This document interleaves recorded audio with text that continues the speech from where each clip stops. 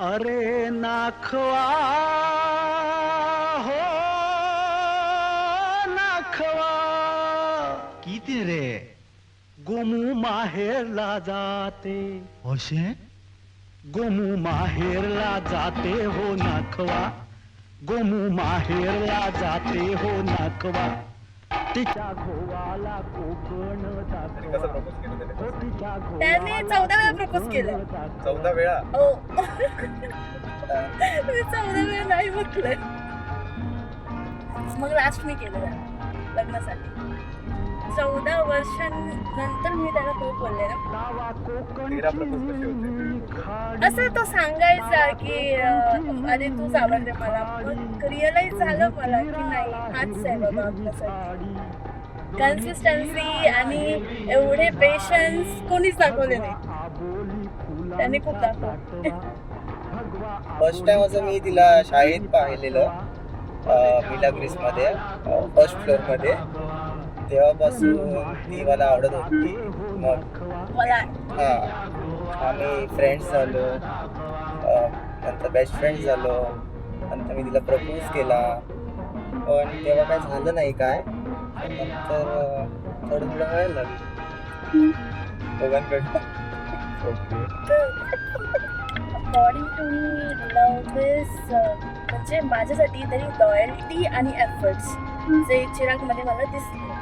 आणि त्याच्या असा पर्सन तो आहे की त्याच्या अराउंड मी कम्फर्टेबली सगळं करू शकते. एकदम जे मी रिअल मी आहे त्याच्यासमोर. आणि मला असंच पार्टनर पाहिजे होता की जिथे ऑकवर्डनेस नसेल. सो ते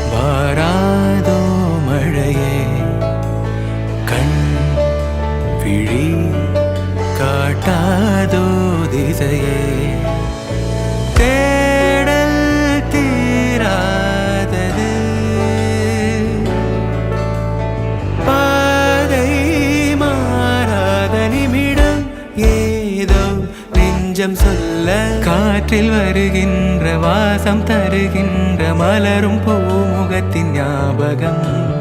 காலம் கடந்தாலும் காட்சி மறையாது நினைவில் கலந்தாடும் ஓர் மனம். உலா போகும் கனா